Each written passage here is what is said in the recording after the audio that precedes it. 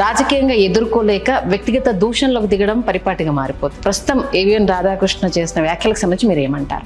AVN Radhakrishna జర్నలిస్టా లేకపోతే పార్టీలో ఏదన్నా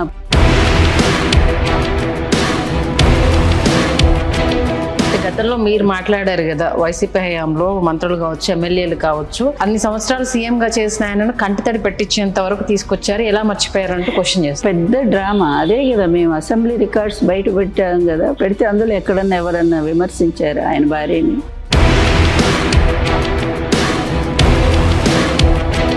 ప్రతిపక్ష హోదా వాళ్ళకి లేనే లేదు. అలాంటప్పుడు ఆ ప్రతిపక్షం లేకుండా చేయాల్సిన అవసరం మాకేంటి అని వాళ్ళు అంటారు. ఎందుకంటే 11 సీట్లకే పరిమితం చేసినప్పుడు ఆ హోదాను కూడా మీకు ప్రజలు ఇవ్వలేదు, మీకు మీరు ప్రతిపక్షం అనుకుంటే ఎలా అంటున్నారు? 10 సీట్ల 11 సీట్ల అని కాదు, ప్రతిపక్షానికి ఎన్ని వచ్చినా సరే ఇవ్వాల్సిందే. అది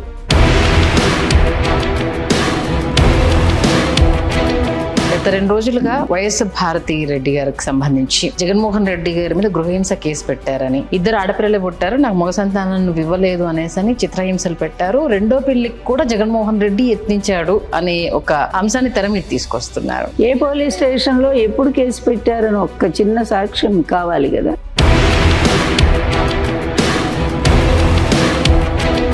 గతంలో మరి 3 రాజధానుల అంశము తెర మీద తీసుకొచ్చింది జగన్మోహన్ రెడ్డి గారు కదా, మళ్ళీ తర్వాత ఇప్పుడు అమరావతి మావిగన్ అంటూ తెర మీద తీసుకొచ్చి క్లారిటీ లేనిది జగన్మోహన్ రెడ్డి గారికి కదా అంటున్నారు.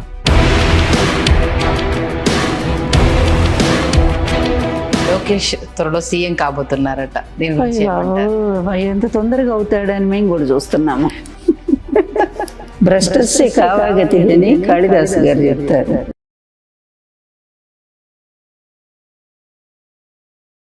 నమస్తే, తెలుగు రాజ్యంకి స్వాగతం. నేను మీ సంధ్య. ఏపీలో రసవత్తర రాజకీయాలు నడుస్తున్న విషయం మనం చూస్తూనే ఉన్నాం. ఈ నేపథ్యంలో అంటే స్వపక్షం ప్రతిపక్షము ఢీకొనడము, మాటల యుద్ధము, ఇవన్నీ మనం ఎప్పుడూ చూస్తూ ఉంటాం. కానీ అందుకు భిన్నంగా ఇప్పుడు జరుగుతున్న రాజకీయానికి సంబంధించి చాలా రకాల విమర్శలు వస్తున్నాయి. ఈ నేపథ్యంలో ఏవిఎన్ రాధాకృష్ణ చేసిన కామెంట్స్, ప్రతిపక్ష నేత జగన్మోహన్ రెడ్డి చీకటి కోణాలను బయట పెడితే ఎక్కడ ఉంటారో కూడా అర్థం కాదు అంటూ కూడా ఆయన చేసిన వ్యాఖ్యలు, దానికి సంబంధించి అనేక రకాల కథనాలు మనం చూడడం జరుగుతోంది. ఏం జరుగుతోంది ఈ అంశానికి సంబంధించి? ఇది ఏబిఎన్ రాధాకృష్ణకు కావచ్చు, ఈనాడుకు కావచ్చు, ఇప్పుడుతో మొదలైంది కాదు. ఎన్టీఆర్ గారి హయాం నుండి కూడా ఈ తతంగాలు నడుస్తూనే ఉన్నాయి. ఏ రకంగా వంచారు అనేది వీళ్ళు మర్చిపోయారేమో కానీ తెలుగు ప్రజలు మర్చిపోలేదు అంటున్నారు లక్ష్మీపార్వతి గారు. మరి ఇప్పుడు జగన్మోహన్ రెడ్డి గారి మీద చేస్తున్న వ్యాఖ్యలకు సంబంధించి ఆవిడ ఏమంటారు అన్న విషయం ఆవిడ మాటలోనే తెలుసుకుందాం. మరి ఇంకెందుకు ఆలస్యం, ఆవిడ సిద్ధంగా ఉన్నారు. మరిన్ని ప్రశ్నలు ఆవిడ ముందు ఉంచితే ఏం సమాధానం చెప్తారో కనుక్కుందాం. అమ్మా నమస్తే. నమస్తే అమ్మా, ఎలా ఉన్నారు? బాగున్నామ్మా. ఏంటి ఒక మనిషిని దిగజార్చడానికైనా, ఆ మనిషి వ్యక్తిత్వం ఏంటి అని చెప్పడానికన్నా కొన్ని సందర్భాలు సరిపోతూ ఉంటాయి. ఇప్పుడు చూసుకుంటే రాజకీయంగా ఎదుర్కోలేక వ్యక్తిగత దూషణలోకి దిగడం పరిపాటిగా మారిపోతుంది. అది ఇప్పుడుది అంటే మీ మాటల్లో చాలా సందర్భాలు, ఇప్పుడు కాదు, అది మొదటి నుంచి ఉంది అనేసి. ప్రస్తుతం ఏవిఎన్ రాధాకృష్ణ చేసిన వ్యాఖ్యలకు సంబంధించి మీరు ఏమంటారు? అసలు ఏవిఎన్ రాధాకృష్ణ ఫస్ట్ అతని పాత్ర ఏంటో చెప్పాలి. అతను జర్నలిస్టా లేకపోతే పార్టీలో ఏదన్నా పదవి తీసుకున్నాడు అనేది క్లియర్గా ఉండాలి. ఎందుకంటే జర్నలిస్ట్ అయిన వాళ్ళు వ్యక్తిగత ఆరోపణలు ఎప్పుడు పోరు. అవును కదా, జర్నలిస్టులు చేయరు ఎప్పుడు కూడా. వాళ్ళు అలా అన్నారు అని చెప్పి చెప్తారు తప్ప డైరెక్ట్గా చేయరు. కానీ ఇదేంటో TV5 కానీ లేకపోతే ఏబిఎన్ కానీ ఇంకోటి ఏదో ఉంది వాళ్ళది, ఈటీవీలో అంత చేయరు వ్యక్తిగతంగా తొందరగా. ఇవి పేపర్లో రాస్తారు పిచ్చి రాతలన్నీ కూడా. అయితే వీళ్ళు భయంకరంగా, వీళ్ళే జర్నలిస్టులు అని చెప్పుకునేటువంటి యాంకర్లు అనేటువంటి వాళ్ళు విమర్శిస్తూ ఉంటారనమాట. అందుకే ఎవరికి అర్థం కాదు వీళ్ళు జర్నలిస్టులా లేకపోతే పార్టీ వాళ్ళ అనేది. ఈరోజు రాధాకృష్ణ అసలు సమస్య ఏంటి రాష్ట్రంలో? జగన్మోహన్ రెడ్డి గారు ఏమడిగారు? మావిగన్ అనేటువంటిది ప్రతిపాదన తీసుకొచ్చారు. అది ప్రజలకు సంబంధించిందా లేకపోతే వ్యక్తిగతమైనటువంటిదా? ప్రజలకు సంబంధించి కదా. ప్రజలకు సంబంధించి మీరు అమరావతి పేరుతో ప్రజలను మోసం చేస్తున్నారు, అక్కడ రైతులను మోసం చేస్తున్నారు, వేల ఎకరాలు తీసుకొని. అది ఎప్పటికీ పూర్తి కాని రాజధాని. మీరు చెప్పిన లెక్కల్లోనే ఎకరానికి 2 కోట్లు అయితే 1,00,000 ఎకరాలకి 2 లక్షల కోట్లు ఎప్పుడు తీసుకొచ్చి పెడతారు మీరు? ఎక్కడ సాధ్యమవుతుంది? ఈ 7 ఏళ్లలో మీరు పెట్టింది 8,000 కోట్లే కదా. అలాంటప్పుడు ఇంకెప్పటికి రాజధాని పూర్తి అవుతుంది? పైగా ఈలోపు అప్పులు ఎన్నని చేస్తారు? దానికి కూడా పరిమితం ఉంటుంది కదా, ఇప్పటికే పరిమితి దాటి అయిపోయింది. ఈ అప్పులన్నీ తీసుకొచ్చి కేవలం అమరావతిలో పోయటానికి రాష్ట్ర ప్రజలు మొత్తం మీద భారం పడుతున్నట్టే కదా. పుట్టబోయే పిల్లలు కూడా ఆ అప్పులను మోస్తూ పుట్టాలా? ఇది దారుణం. నిజంగా రాజధాని కావాలి అనుకుంటే, ఆంధ్రప్రదేశ్ బాగుపడాలి అనుకుంటే, మనం హైదరాబాద్ లాగానో, పక్కన బెంగళూరు లాగానో, చెన్నై లాగానో తొందరగా డెవలప్ అవ్వాలి అనుకుంటే అసలు ఆల్రెడీ నిర్మితమైనటువంటివి ఉన్నాయి. విజయవాడ ఎప్పుడో developed city, corporation, Guntur corporation, అలాగే మచిలీపట్నం కార్పొరేషను, ఇందులో మున్సిపాలిటీలు, ఇంతగా అలాగే 60 లక్షల మంది జనాభా. ఇదే కదా రాజధాని కావాల్సిన జనాభా కదా ప్రధానంగా. ఒక 4-5 బిల్డింగులు అంటే మీరు పెట్టాలనుకున్న దాంట్లో ఓ 10వ వంతు ఖర్చు పెడితే అద్భుతమైనటువంటి నగరం వస్తుంది కదా. ఒక బ్రహ్మాండమైన కారిడార్. నేను కట్టిన పోర్టు ఉంది, నేనంటే జగన్ గారు అన్నమాట. అక్కడ కట్టిన పోర్టు ఉంది. ఆ పోర్టును ఉపయోగించుకుంటే వాణిజ్యం ఎంతైనా విపరీతంగా పెరుగుతుంది. మనకి ఎక్స్పోర్ట్స్ ఇంపోర్ట్స్ అన్నీ జరుగుతాయి. ఇది ఇట్లా మనం తొందరగా రాజధాని అవుతుంది. దీని మీద చర్చ నడవాలా, లేకపోతే ముఖ్యమంత్రి దగ్గర నుంచి సైకో, బుర్ర లేదు ఇతనికి, మతి పూర్తిగా భ్రమించింది. ఇవే మాటలు. అసలు ఆ వ్యక్తిగత దూషణలు ఏంటి అంటే, సబ్జెక్టుకి సమాధానం చెప్పలేనప్పుడు మాత్రమే వ్యక్తిగత దూషణలకు దిగజారుతారు. అది మీ బలహీనతలు మీరే బయట పెట్టుకున్నారు. అక్కడి నుంచి వ్యక్తిగతమే కదా. ఇక పార్టీ ఆడవాళ్ళ జోలికి వచ్చారు, భార్యల జోలికి వచ్చారు. ఎవరు వచ్చింది? రాధాకృష్ణే కదా ఫస్ట్. వీళ్ళ బతికే ఇంతమ్మా. మొదటి నుంచి మా టైం నుంచి చూస్తే ఎన్టీఆర్ గారు లాంటి మహా వ్యక్తిని ఎంత క్యారెక్టర్ అసాసినేట్ చేశారు. ఆయన మీద ఎన్ని భయంకరమైన కార్టూన్, బట్టలు కూడా లేని కార్టూన్లు వేశారు ఆయన్ని. అది చెప్పడానికి వీళ్ళు, నా మీద కూడా అంతే. దిక్కుమాలిన వీళ్ళ రాజకీయం ఏంటంటే ఫస్ట్ నుంచి క్యారెక్టర్ అసాసినేషన్.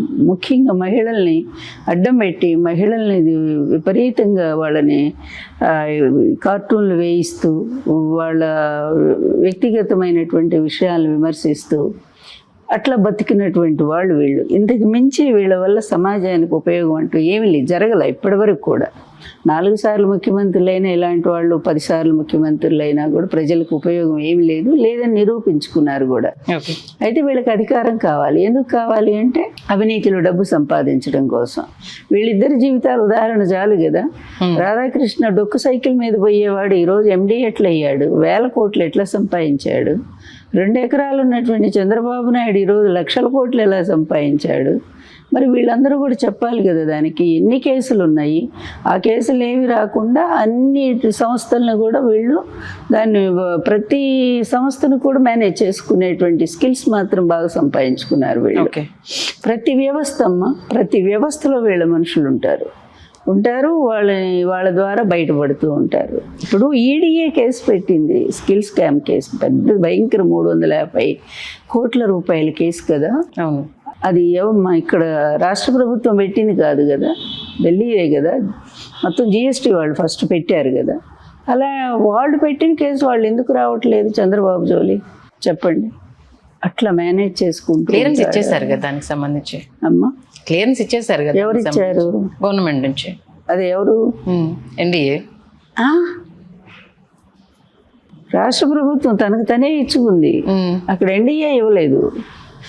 అమ్మా మీరు అర్థం చేసుకోవాలి. ఇక్కడ తెలుగుదేశం ప్రభుత్వం అంటే కూటమైన పేరుకెళ్ళి అది వేరే, కానీ ముఖ్యమంత్రి చంద్రబాబు నాయుడే కదా. అందువల్ల ఎవరి చేత ఇప్పించుకున్నాడు? ఏసీబీ చేత ఇప్పించుకున్నాడు. ఏసీబీ అంటే రాష్ట్ర పోలీసు కదా, వాళ్ళ చేత ఇప్పించుకున్నాడు. అది చల్లవలే అవన్నీ కూడా తర్వాత.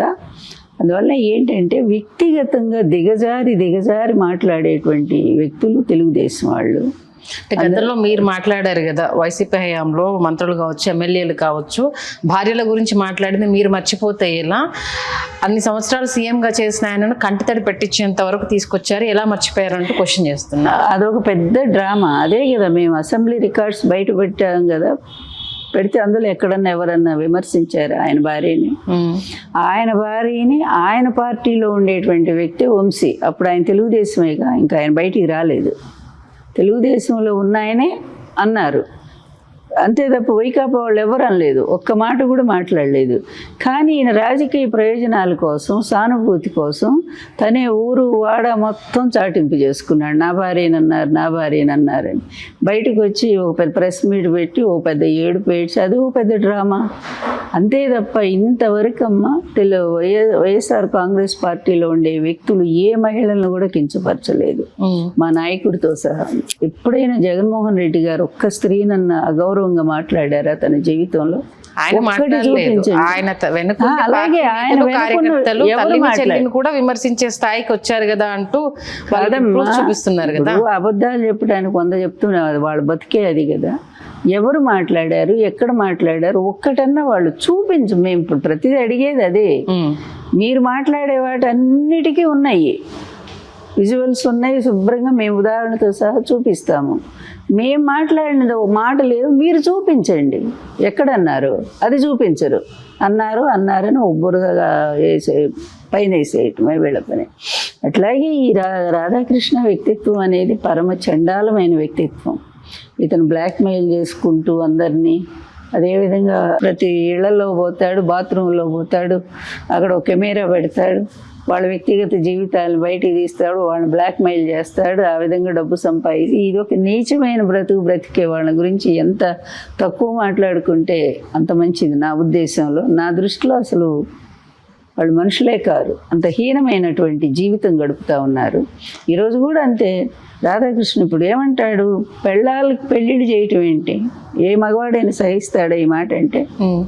నా ముందు నీ కూతురుకి చెయ్యి, లేకపోతే మీ నాయకుల భార్యలకు చెయ్యండి. ఆ విధంగా మేము అన్నది ఒకటి, వాళ్ళు అర్థం చేసుకున్నది ఒకటి. భాష తెలియదు కాబట్టి మేము అన్న అర్థం వాళ్ళకి అర్థం కాలేదు అని అంటున్నారు. భాష ఎవరికి తెలియదు?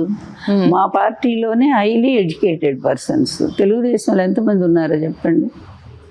పోనీ రాధాకృష్ణ ఏం చదువుకున్నాడో చెప్పండి, కనీసం డిగ్రీ చదివాడా?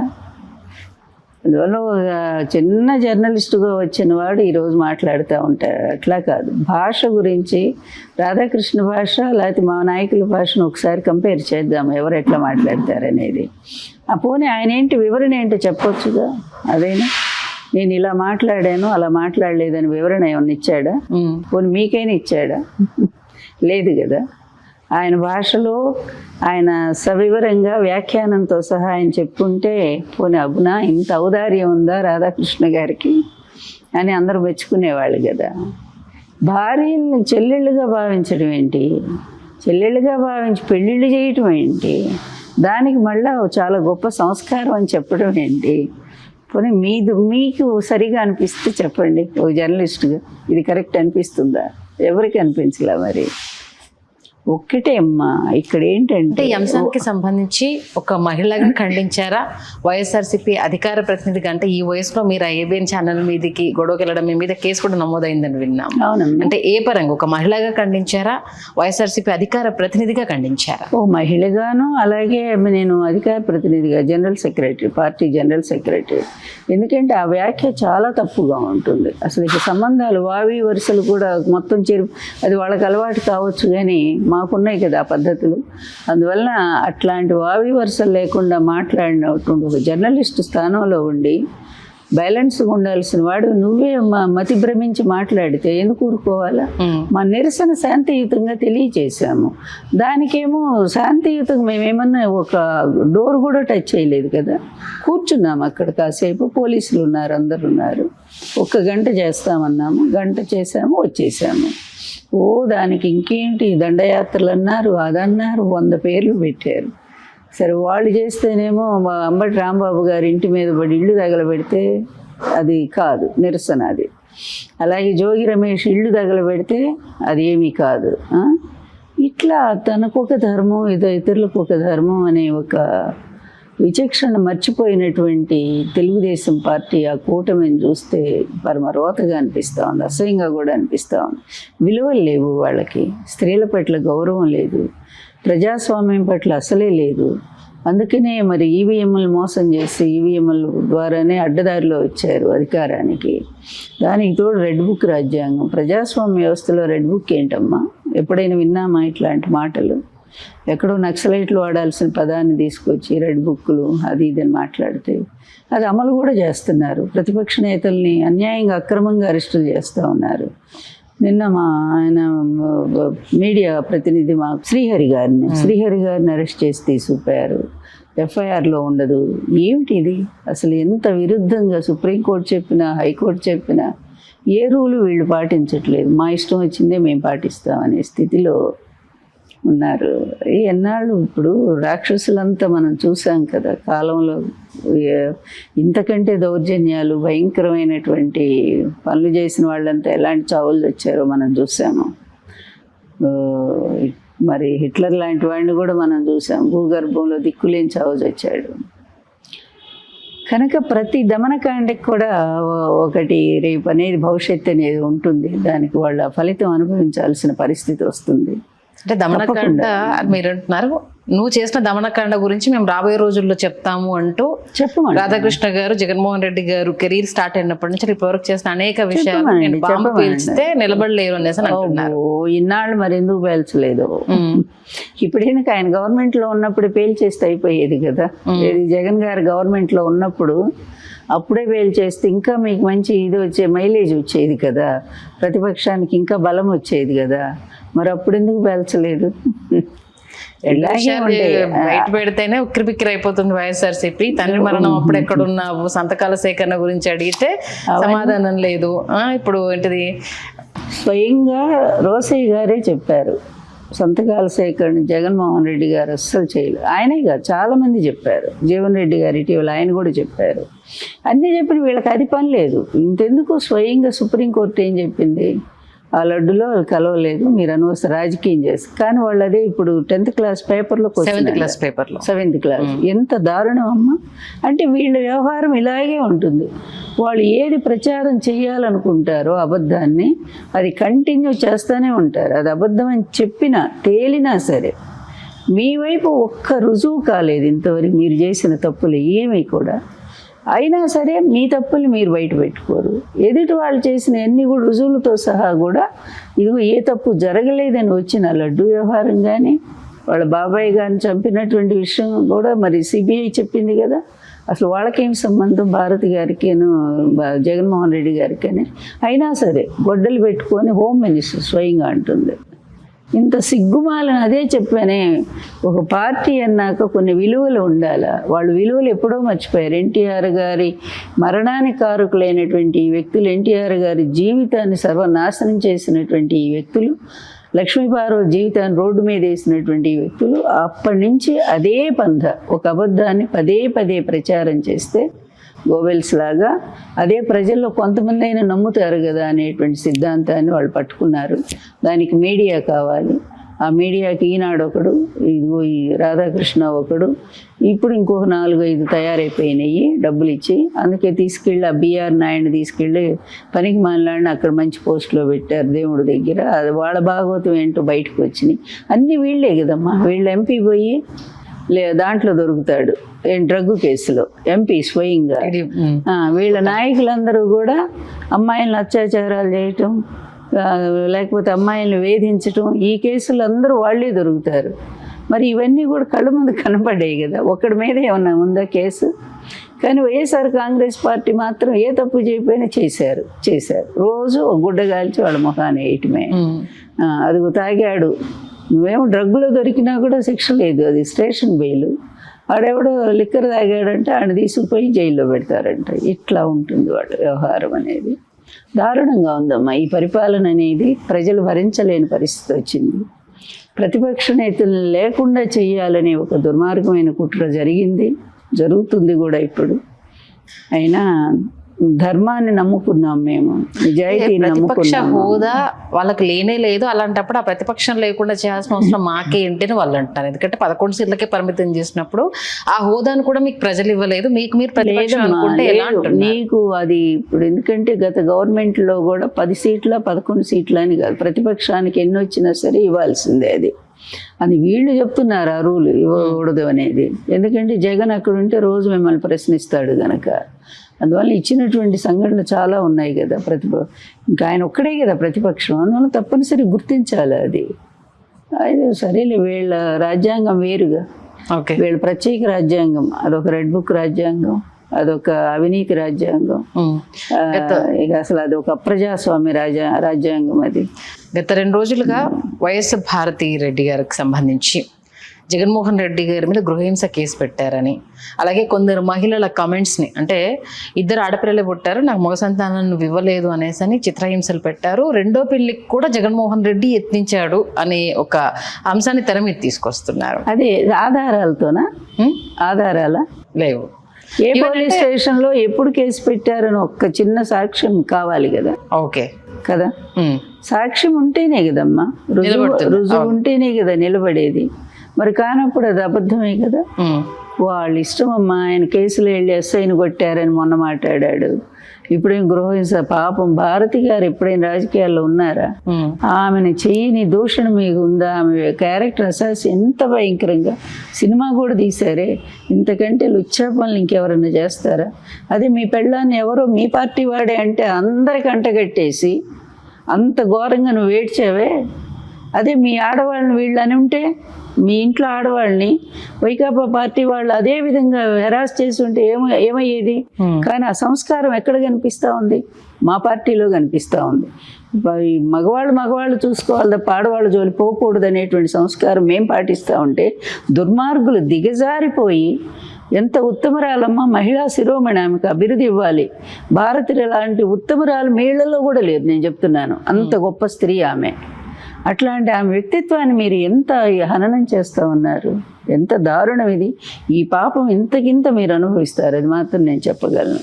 చెల్లెని ఆమె నేను ఒక్కసారి కూడా కలవలేదు ఇంతవరకు. మళ్ళీ భారతి గారిని ఎప్పుడు ఇంతవరకు ఇన్నేళ్లలో నేను ఏనాడు కలవలేదు నేను. అది బయట ఎక్కడన్నా ఫంక్షన్లో కనిపిస్తే తప్ప ఎప్పుడు కలవలేదు. అయినా తెలుసు నాకు మొత్తం ఆమె, ఎందుకంటే ఎన్ని కష్టాల్లో ఆమె నిలబడగలిగిందో భర్తకు అండగా. అన్యాయంగా తీసుకెళ్ళి అబ్బాయిని జైల్లో పెట్టించావు చంద్రబాబు, నువ్వేగా ఇంప్లీడ్ అయ్యావుగా ఆ రోజు కేసులో. అది శంకర్రావు చివరికి ఒప్పుకున్నాడు. సోనియా గాంధీ పెట్టమంది కేసు, నన్ను రాయమంది ఉత్తరం రాశా, వాళ్ళే ఒప్పుకున్నారు అన్నీ కూడా. అట్లాంటి చివరి కేసు అయింది. 1,00,00,000 కోట్లని ప్రచారం చేసింది మీరేగా. చివరికి ఏమైంది? అదే జేడీ లక్ష్మీనారాయణ 300 కోట్లు ఎంతో చిన్న తేడాలు ఉన్నాయని చెప్పాడు. 300 కోట్లు. అవును. ఈరోజు వాచ్మెన్ సంపాదిస్తున్నాడు 300 కోట్లు. ఎంత దారుణం, అన్యాయం. 1,00,00,000 కోట్లు మీరు సంపాదించే అవినీతిలో దొరికిపోతానే ఉన్నారు. స్కిల్ స్కామ్ ఏంటి, ఫైబర్ నెట్ ఏంటి, ప్రతి కేసు మీదేగా. బాపురే, ఇలాంటి వ్యక్తులు వద్దమ్మా. జర్నలిజంలో రాధాకృష్ణ లాంటి పనికి మాలినాడు ఉండటానికి వీల్లేదు. రాజకీయాల్లో చంద్రబాబు, లోకేష్ లాంటి వెధవులు ఉండకూడదు. ఎప్పుడు వీళ్ళు పోతారు, వ్యవస్థ మళ్ళీ కొంచెం సంస్కరించుకుంటుంది, బాగుపడటం ప్రారంభిస్తూ ఉంటుంది.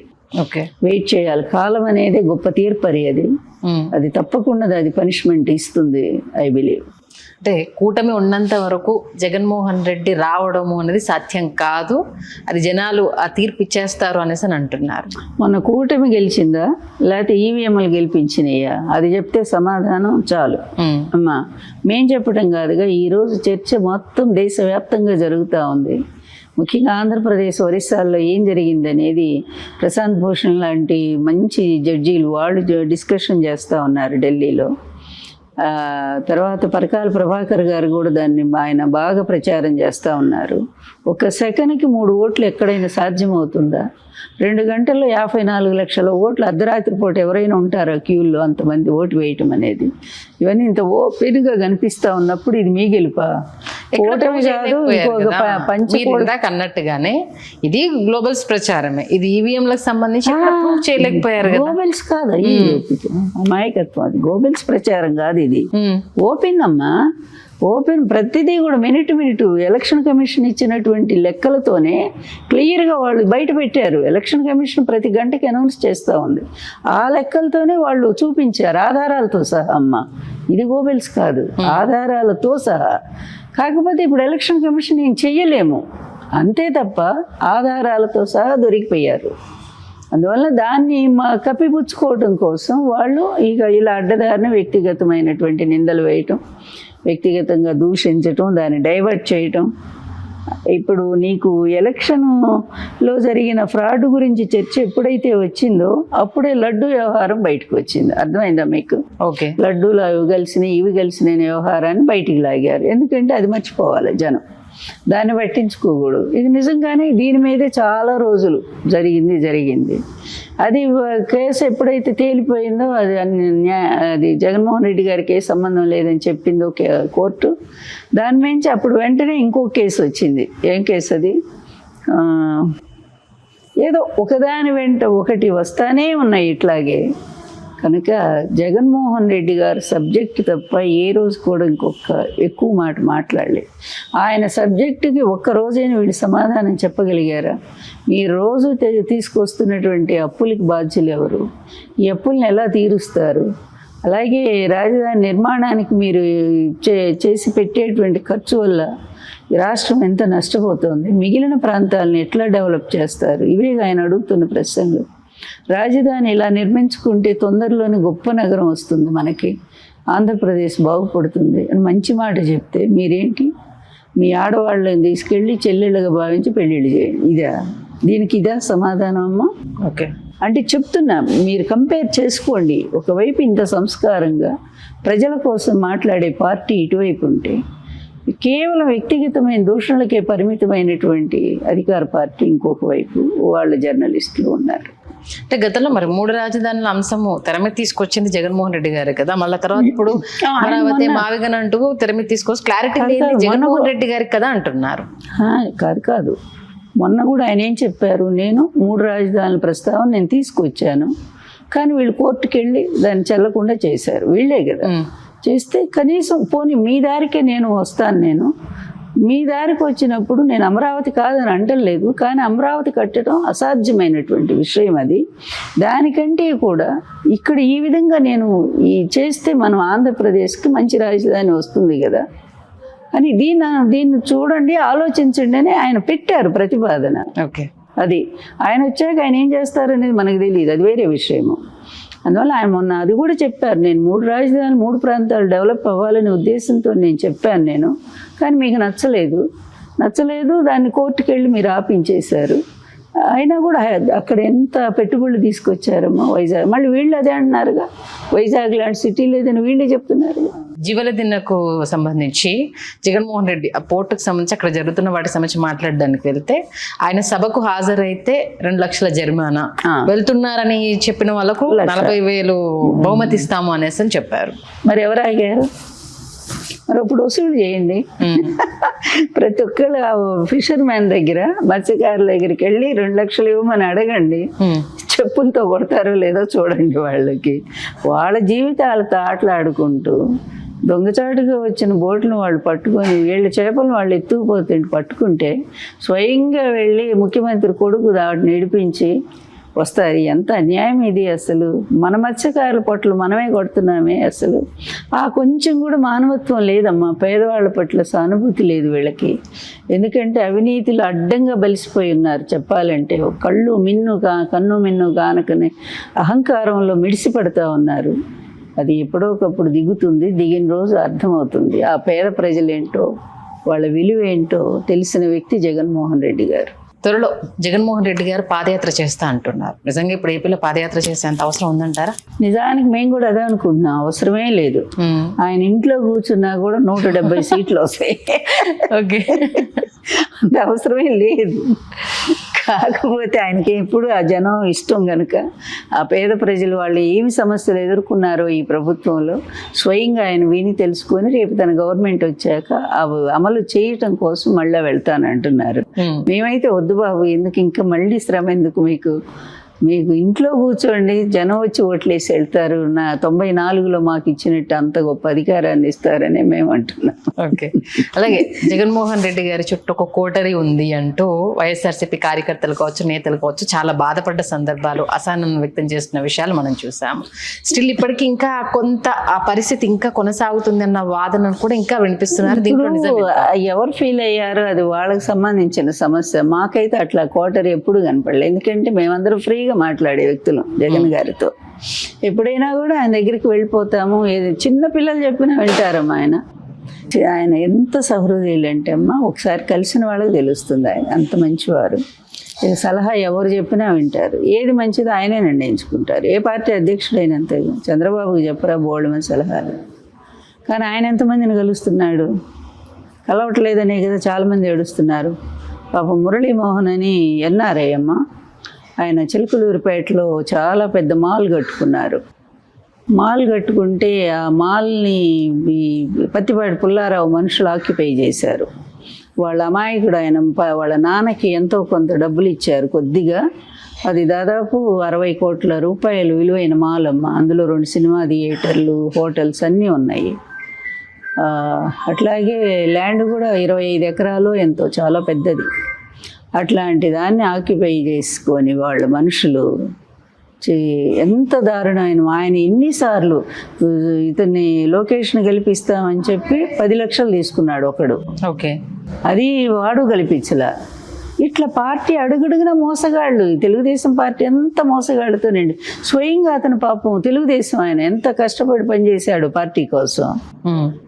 ఆయన వచ్చి మొత్తుకుంటుంటే ఎవరు ఆయన కనీసం ఒక్కళ్ళు కూడా చంద్రబాబు నాయుడు కలవల ఒక్కసారి కూడా. ఎంతమందిని అన్యాయం చేస్తారు మీ పార్టీ వాళ్ళని.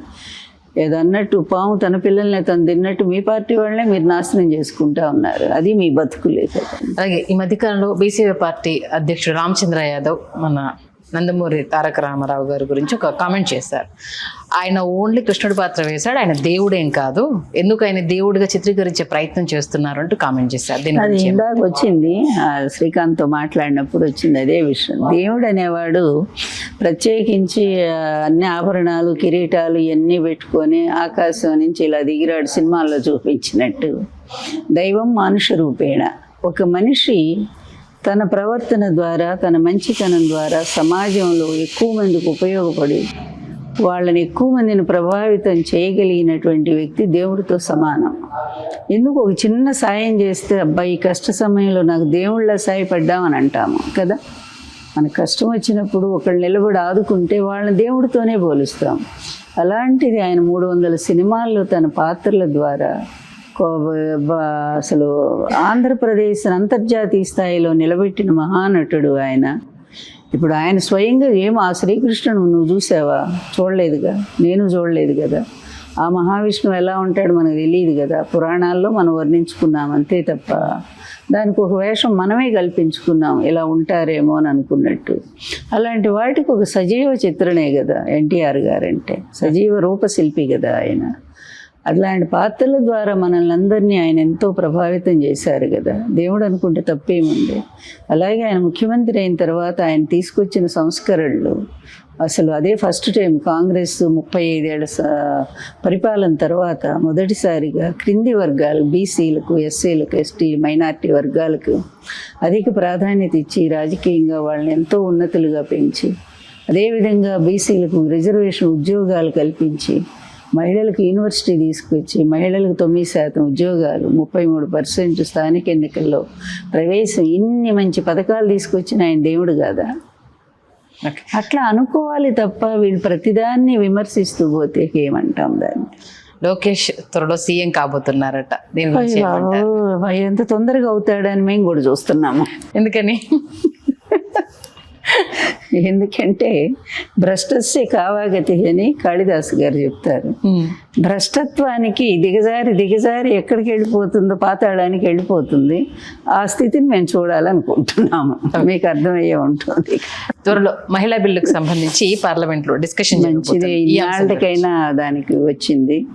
ఇప్పుడు అది 89లోనా ఎప్పుడు అది దాని బిల్లు పెట్టారు అనుకుంటాను. కానీ సోనియా గాంధీ గారు ఒక మహిళగా ఉండి దాన్ని ఏం చేయలేపారు. అప్పట్లో ములాయం సింగ్, తర్వాత లాలూ ప్రసాద్ యాదవ్ వీళ్ళు బాగా గట్టిగా వ్యతిరేకించారు చాలాసార్లు. నేను అది కూడా ఫాలో అయ్యాను పార్లమెంట్లో. అలాగే చాలామంది వ్యతిరేకించారు, మహిళలు పైకి రావటం ఇష్టం లేక. మొత్తానికి ఇన్ని సంవత్సరాలకి అది ఆ బిల్లుని చట్టరూపంలో తీసుకొస్తుంది పార్లమెంటు.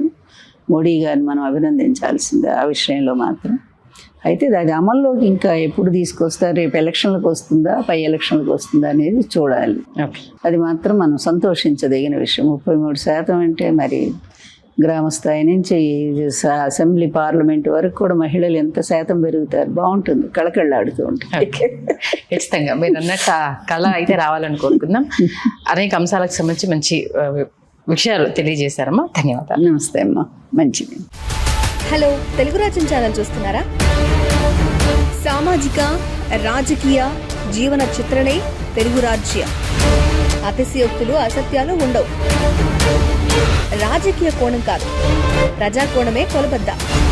తెలుగు రాజ్యం వీక్షణ మీ ఉత్తమ అభిరుచికి నిదర్శనం.